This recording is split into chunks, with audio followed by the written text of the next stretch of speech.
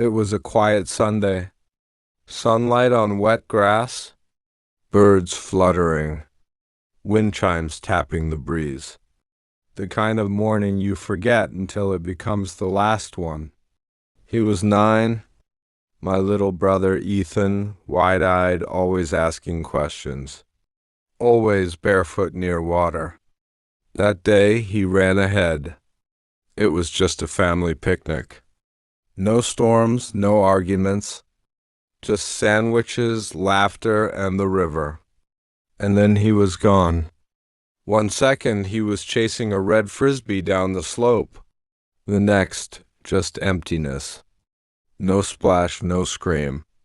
Just silence so heavy it split something inside us. We searched for hours. Neighbors joined. Police, dogs, divers, but the river gave nothing back. They said currents could drag a body for miles. Or maybe he wandered off, confused, and got lost.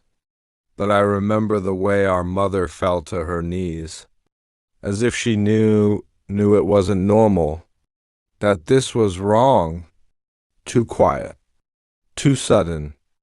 Ethan was declared missing, his name printed on flyers, his smile on the evening news, for weeks, then months. Then just a memory. We moved houses 2 years later. Not far, but far enough. No one wanted the river anymore. The grief didn't go away. It just rearranged itself. Lived in old shoeboxes in Ethan's room we never opened. In birthdays we stopped celebrating. And then 7 years later, on another quiet Sunday, his shoes showed up right outside our front door. The same red and blue sneakers he wore the day he vanished. Still muddy, still untied, still child-sized. But they looked new, not aged, not weathered, as if they'd just been worn. No note, no footprints, no knock on the door, just the shoes. Sitting there, like a question that split us open all over again. My mom didn't speak. She touched them once, then locked herself in the laundry room. Dad called the police. They were baffled, said it could be a prank, a cruel one. But I knew, just like I did that day by the river, something was off. Something was happening again. That night I sat by the window, staring into the dark, and that's when I saw it. A figure, small, barefoot, standing across the street, watching our house. Frozen still, it looked like him, but not quite. And I swear before it disappeared he smiled, and that's when I knew. Ethan was back. But not everything that returns comes back the same. I didn't sleep that night, not after seeing the figure, not after seeing that smile. I told my parents. My dad said I was tired. My mom didn't even respond. She was too busy sitting by the shoes, stroking the untied laces like they were alive. I was 17 by then. Old enough to know the difference between dreams and what I saw. That wasn't a dream. That wasn't exhaustion. That was Ethan or something pretending to be. The next morning, the shoes were gone. Just vanished again, as if they were never there. No prints, no dragging marks, only a faint outline where the mud had dried into our porch. My dad filed a follow-up report. The cops shrugged. Could have been neighborhood kids. Maybe someone messing with the family. But no one could explain how those shoes looked identical brand. Size, wear, and all to the ones Ethan wore that day. We never even told the public what shoes he had on. Only we knew. but something inside us shifted. My mom stopped sleeping. She sat by the front door every night, like she was waiting for the next part of him to return. And I started walking. Every evening I went to the river, to the place he disappeared. It was overgrown now. The city put up warning signs, no access beyond this point. As if that mattered. I slipped past the signs, down the worn path only we used to know. It looked the same, like the earth had frozen the moment he vanished. The rock he slipped on still there, the broken fence still bent. I sat there for hours, listening, not for cries or splashes, but for silence. The kind that pressed against your skull, the kind that once stole my brother. That's when I found the drawing, folded under a rock by the riverbank. Water-stained, edges curled. A child's drawing. It showed a boy with yellow hair and a red shirt, standing by a black river. Behind him a shadow, tall, faceless, hands like smoke. Underneath, in uneven print, I saw the tall man too. I froze. Ethan used to draw things like that, even before he vanished. Strange figures, always faceless, always watching. My mom brushed it off back then, said he had an overactive imagination. But I remembered. Every drawing he made right before he disappeared had the same thing. A tall figure in the trees, a figure near the water. I took the paper home. Didn't show my parents. Not yet. Instead, I started looking through his old sketchbooks, packed away in storage bins, page after page.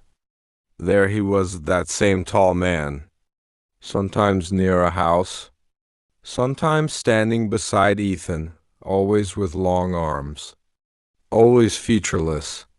Then one sketch stopped me cold. It showed our house, our porch, with Ethan's shoes sitting outside the door, and that same shadow standing across the street. It was dated 1 week before he disappeared. I wanted to throw up, because the image was exactly what I saw that night. The smile, the figure, the angle. Exactly right. My hands trembled as I flipped the page. The next drawing was unfinished, but I could make it out. 3 stick figures, labeled Mom, Dad, me, all with X's over their eyes, and a 4th figure taller, darker, with a crown of branches. Underneath, he's coming home soon. That night, the house felt colder. My parents tried to act normal. My dad made tea. My mom folded laundry she hadn't touched in years. We were all pretending that 7 years of pain hadn't just clawed its way back onto our doorstep. But I couldn't unsee the drawings, couldn't unfeel the certainty that Ethan had seen something no child should ever see, something no one had believed until now. The next day I got a call from Lucas. He was Ethan's best friend back then. Same age, they played by the river a lot. I hadn't spoken to him in years, but his voice shook when I picked up. "Did you see them too?" He asked. "What?" I asked back. "The shoes. I saw them on your porch. I didn't know he lived nearby."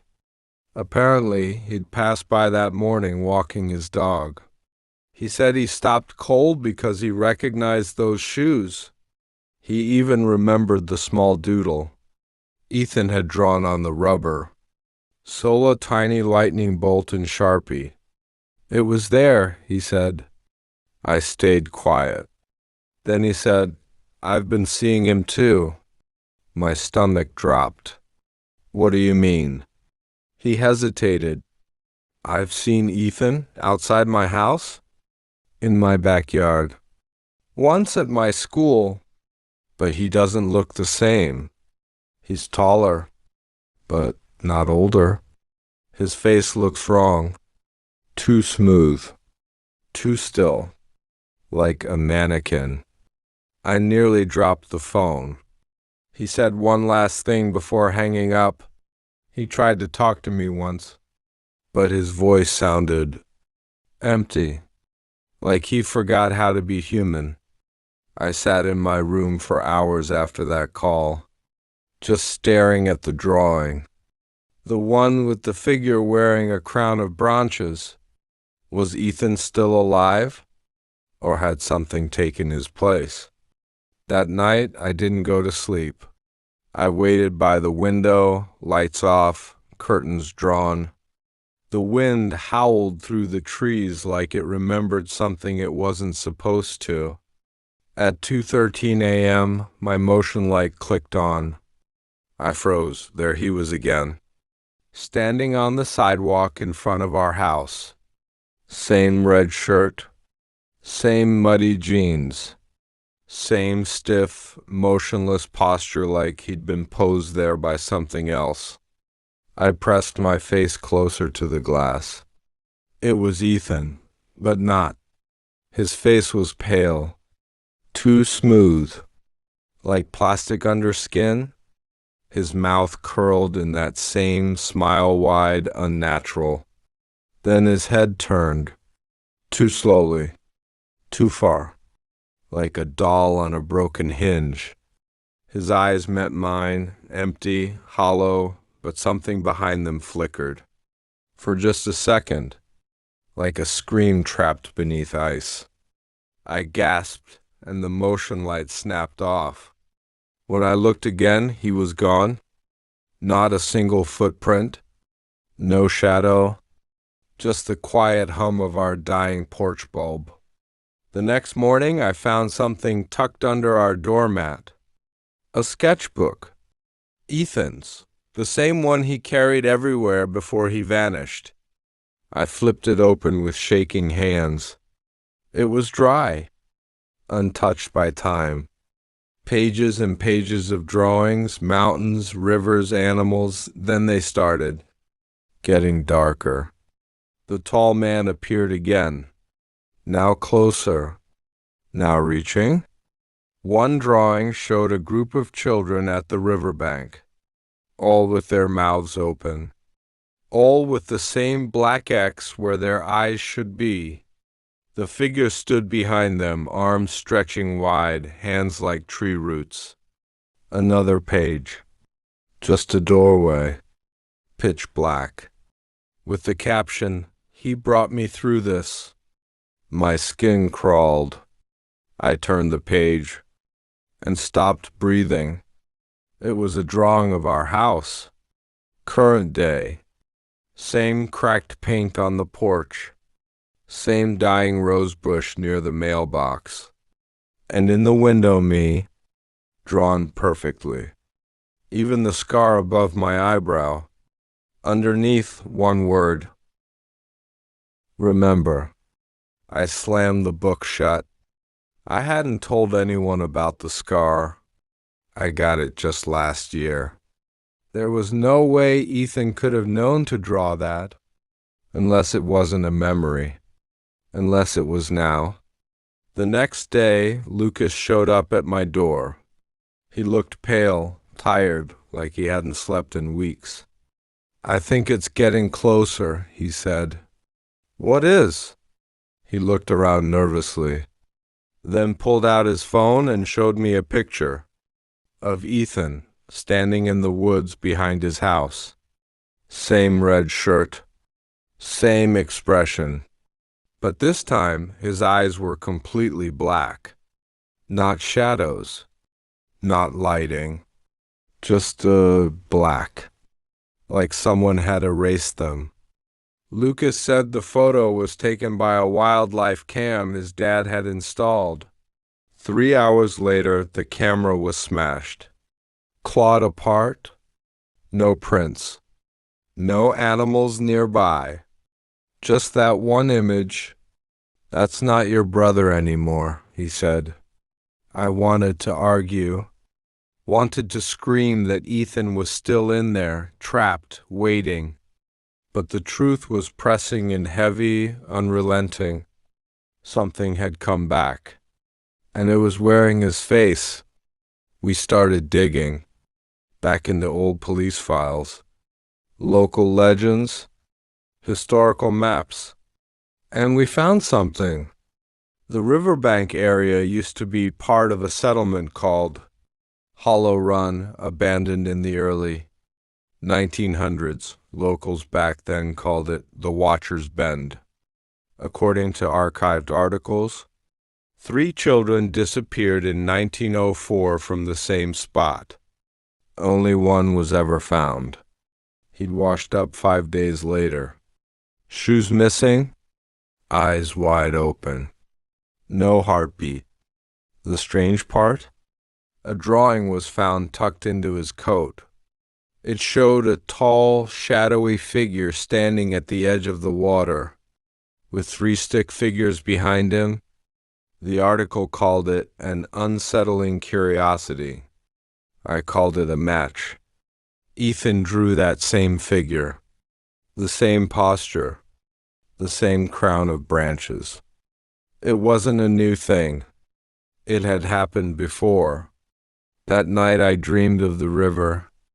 I was standing on the bank, alone. Ethan was across the water, smiling, waving, but his feet weren't touching the ground.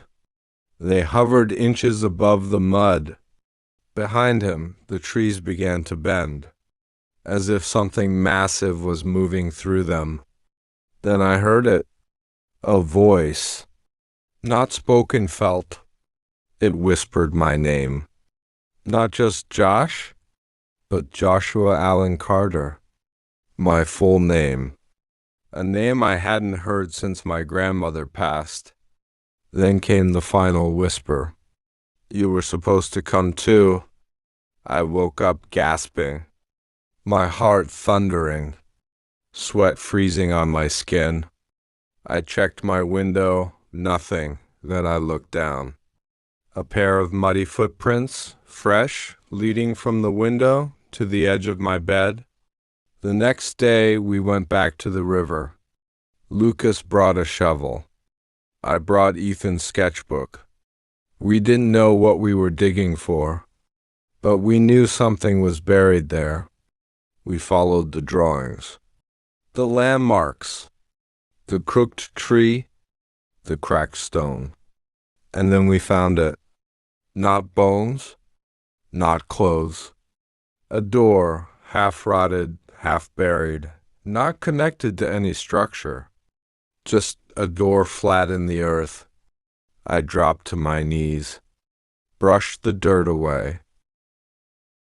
Symbols were etched in the wood, sharp, circular, repeating the same ones from Ethan's sketches. Lucas reached for the handle. I grabbed his wrist. Something in me was screaming, not words, just a primal warning. But before I could stop him, he pulled. The door groaned, opened 3 inches. Then everything went silent. Birds, wind, trees, gone. The world just paused, and from that black gap beneath the door a smell, like old smoke, wet earth, and something else. Rotting memories. Lucas shut it fast. We buried it again, without speaking. As we left, I turned around, and I swear, I saw Ethan standing behind the trees, watching, but this time, he wasn't smiling. We didn't talk the whole drive home. Lucas was shaking. He kept rubbing his hands like he could scrub something off. I was silent too, but not because I didn't want to speak. Because I couldn't. Every time I opened my mouth, a pressure built in my throat, like something was watching from inside me, listening, judging, that night. I asked my parents about the day Ethan disappeared. We hadn't spoken about it in years. It was like this black hole in our family timeline, untouched.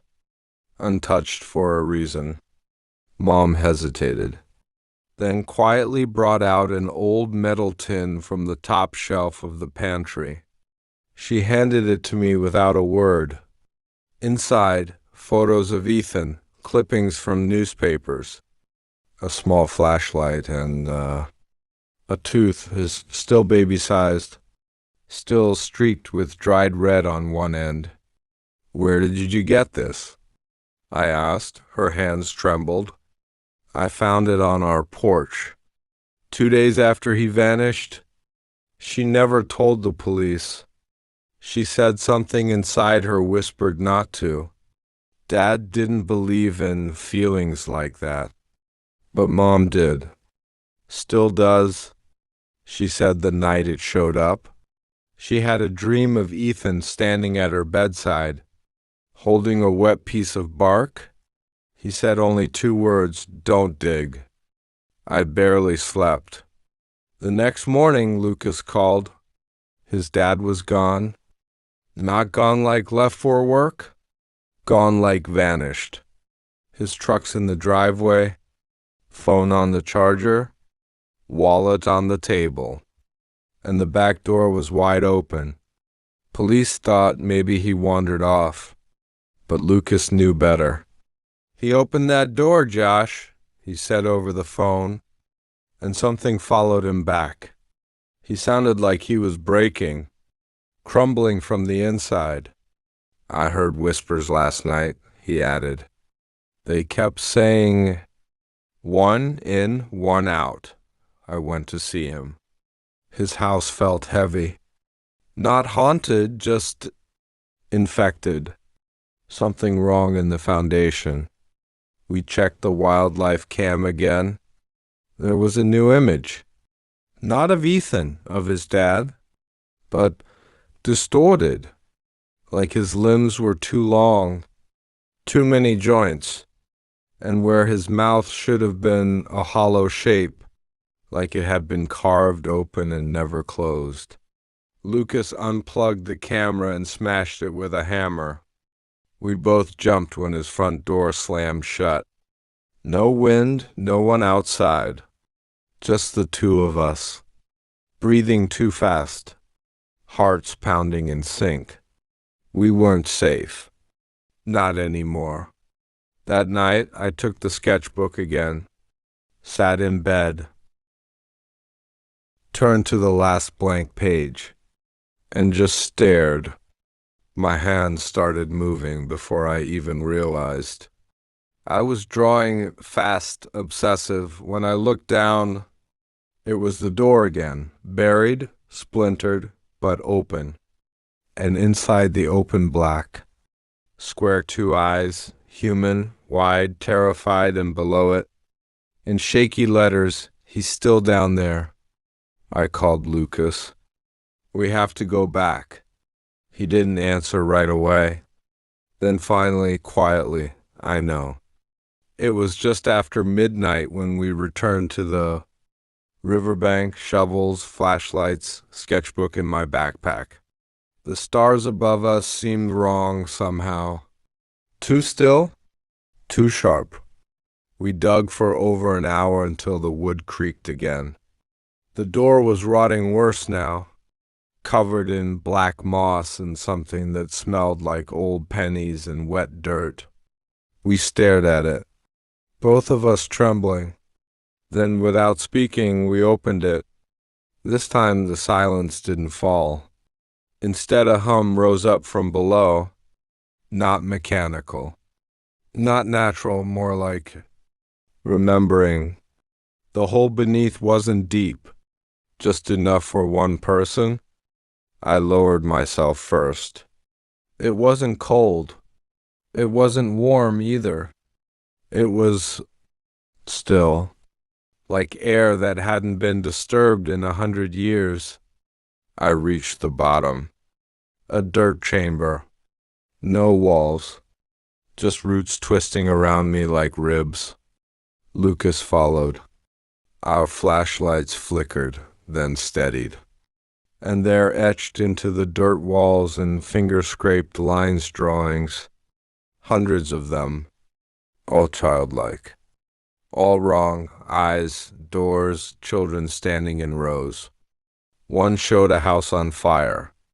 Another showed two boys at a river, one stepping forward, the other watching. Then we heard it, a soft rustling, like something crawling. Then a voice, not loud, not booming, soft, familiar. Josh? We both froze. Then it came again. Josh, are you still mad at me? It was Ethan's voice, but twisted, like it had been flattened, stretched, dragged across too much time. Lucas grabbed my arm. Don't answer it. But I already had. Ethan? Silence. Then movement. From the shadows across the chamber, a shape emerged, small, child-sized Ethan, but not. His skin was pale. Too pale, his eyes wide. Too wide, but they shimmered wet with emotion. I got lost, he whispered. They said I could come back, but only if someone else took my place. His gaze shifted to Lucas, and in that moment I understood. That door was a deal. A bargain. One in, one out. I stepped in front of Lucas. No. Ethan tilted his head. They said it had to be someone close. Someone who remembered me. I shook my head. You're not him. He smiled, this time not wide. Not unnatural. Just, maybe I was, he said. Then he stepped backward, back into the shadows, back into the place between memory and nightmare. The chamber rumbled. Lucas and I scrambled up, dirt raining down on our shoulders.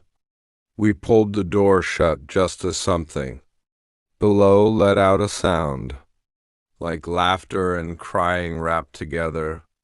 Then silence again. The wind returned. The trees swayed. The world moved on. We burned the sketchbook that night. Watched the pages curl and blacken. Watched the door inside us try to close. But sometimes at 2:13 a.m. I still wake up, because the motion light turns on, and someone in a red shirt is standing on the sidewalk, just watching, waiting. They say time heals everything. But what if time lied? What if the past wasn't behind you anymore? What if it was waiting just outside your door? This isn't just a mystery. This is what happened when a missing child returned without saying a single word. And the secret he brought back tore a family in half. If you've ever lost someone, if you've ever wondered why, then stay with me. Because this isn't just a story, it's a warning. My name is Josh, and I had a brother, Ethan. He was 7 years old when he vanished from the riverbank. One moment he was skipping rocks, the next he was gone. No screams, no struggle, just silence. We searched for weeks. Hundreds of volunteers, drones, dogs, helicopters, they found nothing. Except one thing, his shoes, placed side by side on our front porch. 7 years later, not dirty, not torn, just sitting there as if someone had walked him home. But there was no Ethan, not yet. That's when the drawing started. Stay with me, because what comes next isn't easy to explain. And once you hear it, you won't forget it. Some doors, once opened, never truly close. My family tried to move on, tried to forget the river, tried to stop checking the porch. But I couldn't. Ethan's room stayed untouched. His drawings stayed hidden, until the day my cousin Lucas found something strange on his wildlife camera, and everything I thought I knew about my brother's disappearance collapsed. A face, familiar, twisted by time, peering through the trees. It looked like Ethan, but not. He was too still, too silent, as if someone had worn his shape like a memory stretched thin. That night, Lucas heard whispers. We thought it was over. It was just beginning, because something followed us back, something that knew our names, something that remembered. And when Lucas's dad disappeared, leaving behind his wallet, his phone, and a wide-open door we knew, the river never forgot. If you're still watching, thank you. This story isn't just about fear. It's about family, about guilt, about the weight we carry when someone disappears and you never get to say goodbye. But what if you never should have? What if their return isn't a miracle but a message, a warning? Coming up, I'll show you what we found buried beneath the riverbank, and why Ethan said he's still down there. You'll see what was carved into the walls of that hidden room. You'll hear the voice that called my name, and you'll learn what it means when they say, one in, one out, because someone came back. But the question is, what came with him? Before we continue, make sure to subscribe if you love emotional mysteries, stories with deep family secrets, and twists you never saw coming. It helps us share stories that matter. Now let's go deeper, because the worst part isn't that he vanished. It's what we brought back when we found him. After the camera footage surfaced, everything started unraveling again. Dad started sleepwalking. He stood in the hallway at exactly 3:09 am facing Ethan's empty bedroom. Every night, same time, same place, staring into nothing. We tried locking his door. Didn't matter. Next morning, his shoes were outside, neatly placed. Just like Ethan's, Mom didn't say much, but she started cooking like he was still home. 3 plates, every meal, always leaving the third full. Once I asked her why. She said, because he's still hungry. I wanted to believe this was all grief. Trauma looping like a broken record. But then Ethan came back, or someone wearing Ethan's face. It was the night the storm broke out. Lights flickered, phone lines died, and there on the porch a shape, soaked, shivering, barefoot, eyes, too old for a child's face. It was him. And it wasn't. He didn't speak. He didn't cry. He just handed Mom a water-damaged sketchbook. Inside were drawings, hundreds, all of us. Mom, Dad, me, but always in the background. A black figure, tall, twisted, faceless, sometimes with antlers. Sometimes with fingers too long to be human. Sometimes standing in Ethan's shadow. On one page in a child's handwriting, he said I could come back, but not all of me. If this is your first time watching one of our stories, welcome. You're not just watching a video. You're stepping into something deeper. We tell stories about disappearances that don't make sense, families holding on to fading hope, and the moments when the past comes knocking at your door.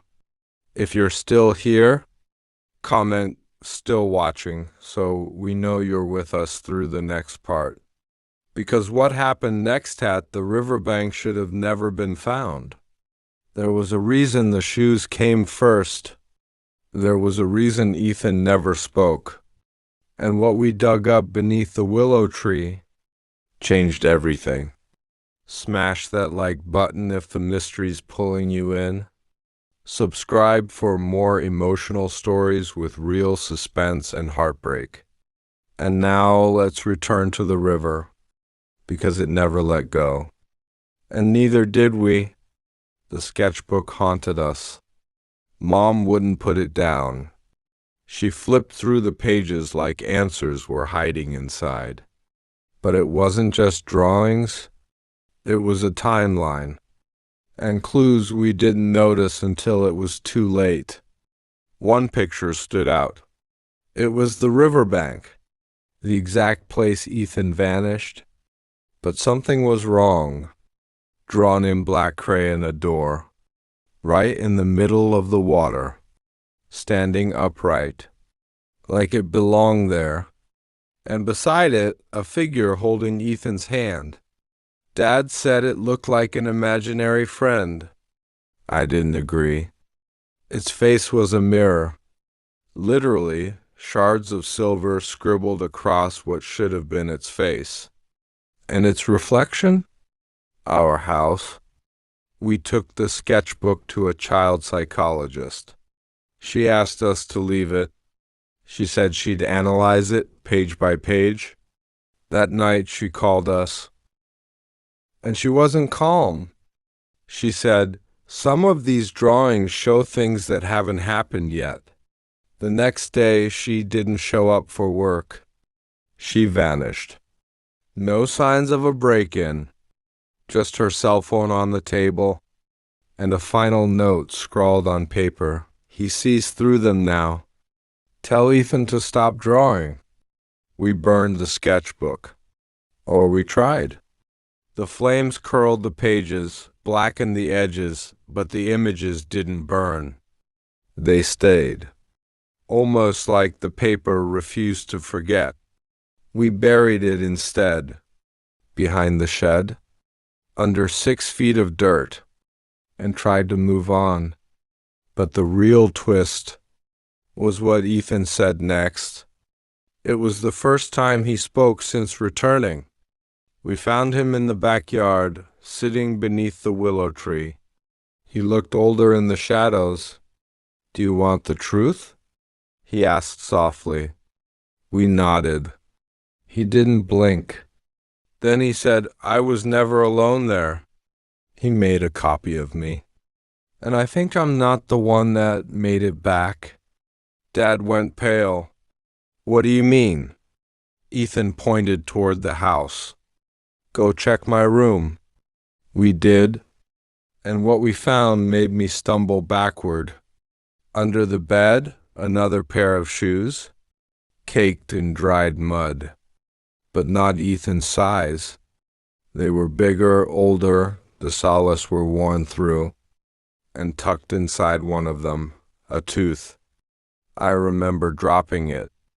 It hit the floor with a sharp clink. It was small, too small for an adult, but it was cracked like it had been chewed on by something else. Ethan stood in the hallway, his voice calm, distant.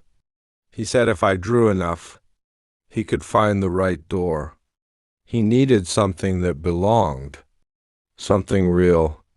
Mom grabbed him, shaking, sobbing, begging for answers. "Where were you? Where did you go?" Ethan finally told us. He said the river was never just water. He said the current pulled him under and down, but not into drowning. Into a room, a place that whispered in echoes. He called it the back bank, the opposite side of the river. A reflection, not of water, but of us. He said there were others there, shadows of people, some crying, some laughing, but all wrong. He said they had memories but no names, and they floated in silence until he arrived, the one in the drawings. Ethan called him the collector. "He doesn't eat souls," Ethan said. "He eats stories. He feeds on what people remember, what they miss." what they refused to let go. That's why the shoes were left. So we'd keep hoping. So we'd keep telling. That's how he finds more. Dad had heard enough. This is all trauma, he whispered.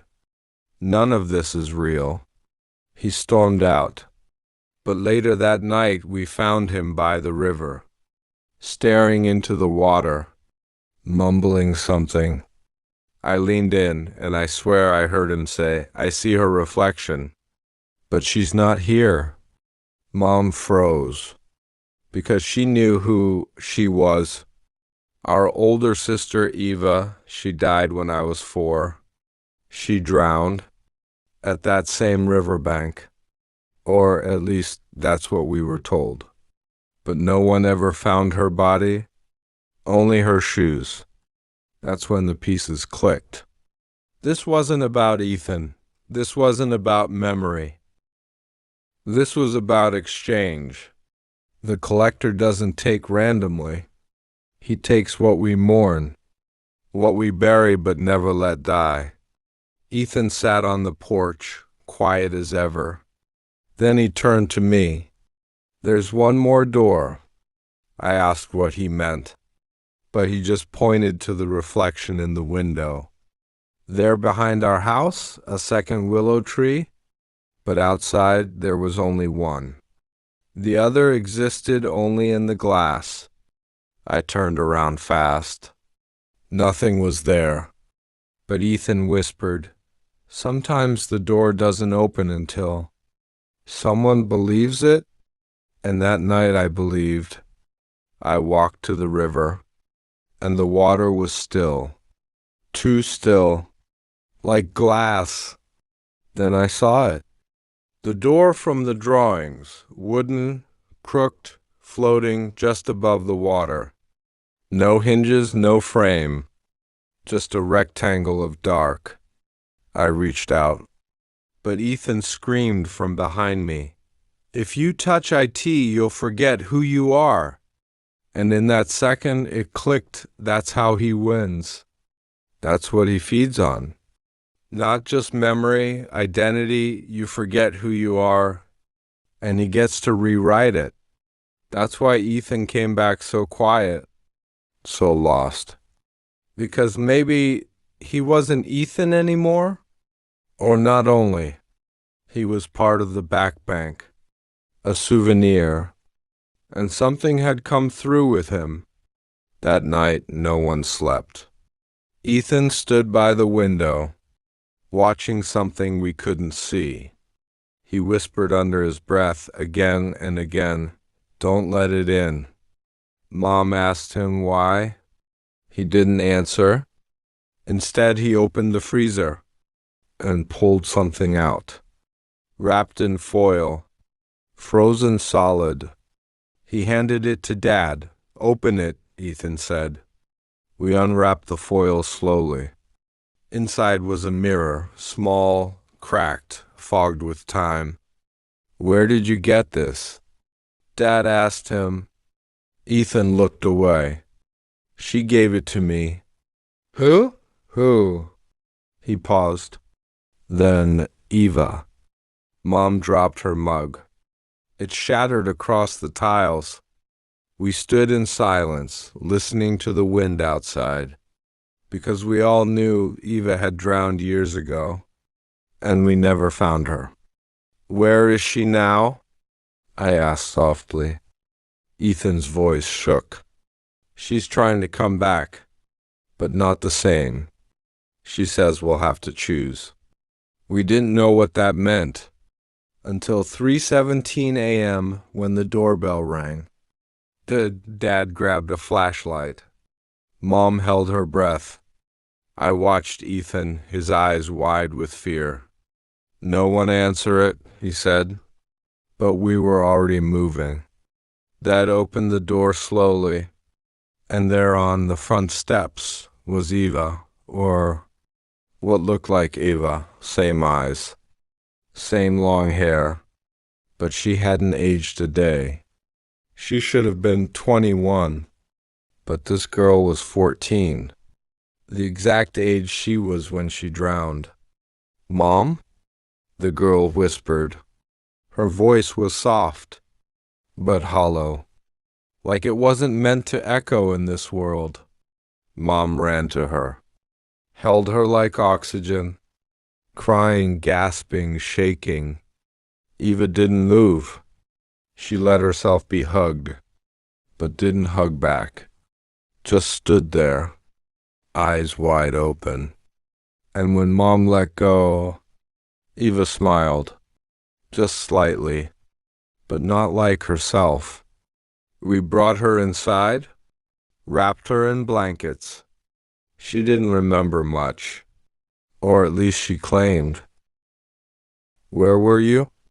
I asked. She hesitated, then said I was on the other side. She said it like she wasn't scared, like it wasn't a prison, but a waiting room.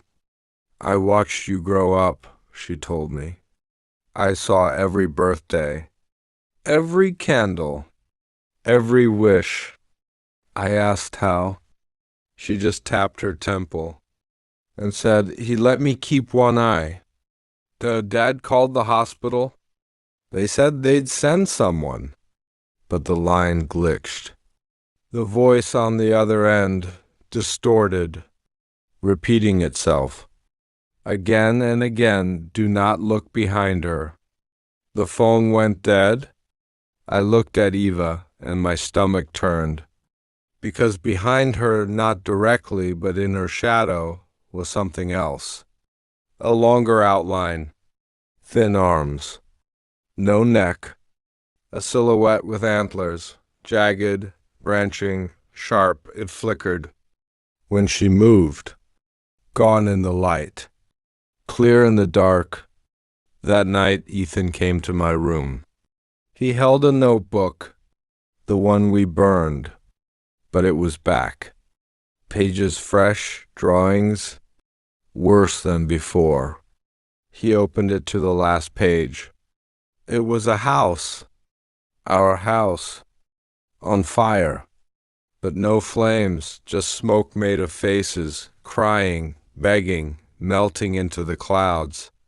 And underneath, "Only one can stay." "What does it mean?" I asked. Ethan looked broken. "It means one of us has to go back." Eva sat on the porch, staring at the swing set, smiling to herself, but not blinking. That's when I noticed her reflection in the glass was missing. No mirror showed her. No shadow matched her. But Ethan always had a shadow. Sometimes it moved wrong, yes, but it was his. I told Mom and Dad. They didn't believe me. They were too happy, too distracted, too desperate to believe we got her back. But Ethan and we started planning, because we realized something. If the door still exists, then so does the exchange. If Eva came back, something else was waiting to be taken. And maybe this time, it would be all of us. We returned to the river. One last time, Ethan brought the cracked mirror. I brought salt. Don't ask me why. Something in me just knew. Salt binds. Salt breaks memory. Salt separates worlds. We waited until midnight, and that's when the willow trees bent. The water shimmered, and the door opened. Not like last time. This time it pulsed, breathing. Inside was not darkness, but memory. Our birthdays, our fights, our laughs at the dinner table. Even Ava's voice, singing to herself in the tub. It wasn't heaven. It was a trap, because we wanted it all back. But Ethan held my hand tight. He looked at me, tears in his eyes. "If I go," he said, "don't let anyone open the door again." I shook my head. "No," but he smiled. and stepped forward. The water didn't touch him, it accepted him, welcomed him like home. He looked back once, then vanished. The door closed, the air stilled, and just like that, Ava's shadow disappeared. She fell to the ground screaming. Her voice shattered like glass. Her hands became ash, and she said, "No fair. He cheated the rules." Then she was gone. Only her shoes remained, soaked in black water, empty. We walked home in silence. And for the first time in 7 years, the porch light flickered once, then stayed on. We didn't talk about it. Not openly, anyway. Not after Ethan reappeared. Not after he vanished again. We told people nothing. Just that grief resurfaced. That memories returned. That we were coping. But behind closed doors. We were anything but okay. Mom began cleaning constantly. Dusting shelves that didn't exist. Scrubbing floors until her knuckles bled. Like dirt could erase pain. Dad stopped going outside. His chair became his world. He watched old home videos on loop, never saying a word. And I started drawing again. Things I couldn't explain. Things I didn't remember, but somehow still knew. A boat, half sunken. A girl, face blurred. A forest of whispers. And a boy with no shadow.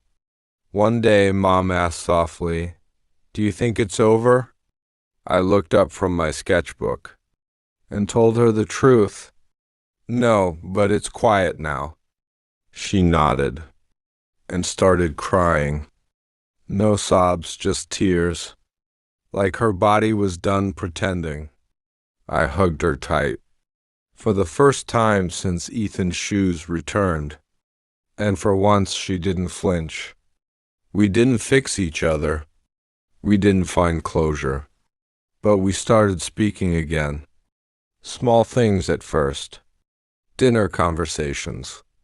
Photos brought out from boxes. Stories retold with softer edges. Dad eventually left the house, just to walk. Once a week, then twice. Sometimes he stopped at the riverbank, not to mourn but to listen. And sometimes he smiled, as if someone was still watching from the trees. We got older. The house aged with us. Ethan's room remained untouched, but we added curtains. We kept the shoes in a glass box, not like a trophy, but like a warning.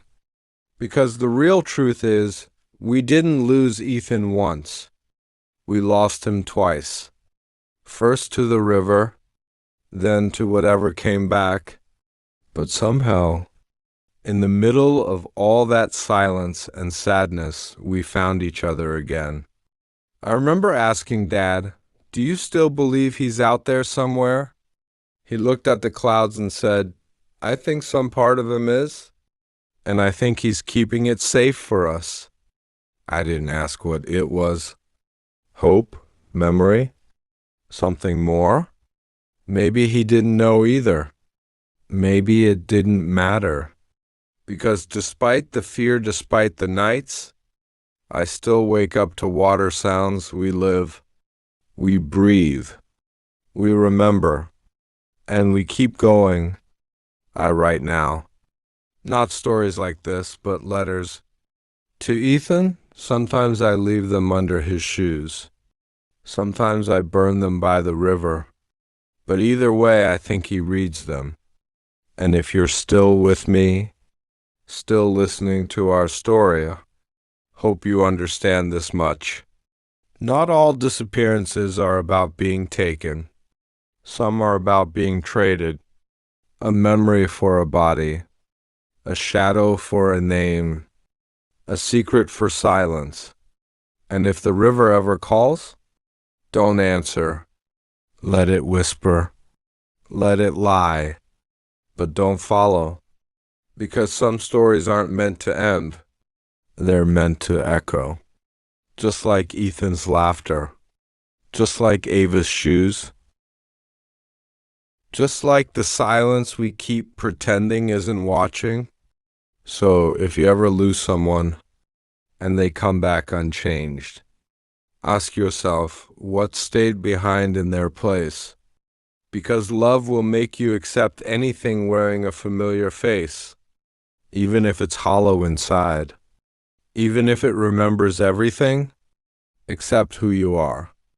We're still healing, still learning to live with unanswered questions, still hoping that if we're ever tested again, we'll know what to choose, this time and every time after, because the river doesn't forget.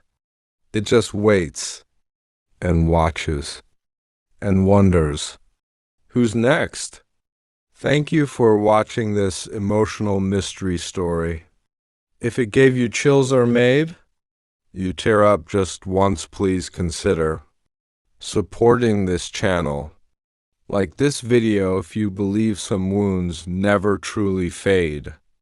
Subscribe for more deeply emotional stories with dark twists and hidden truths.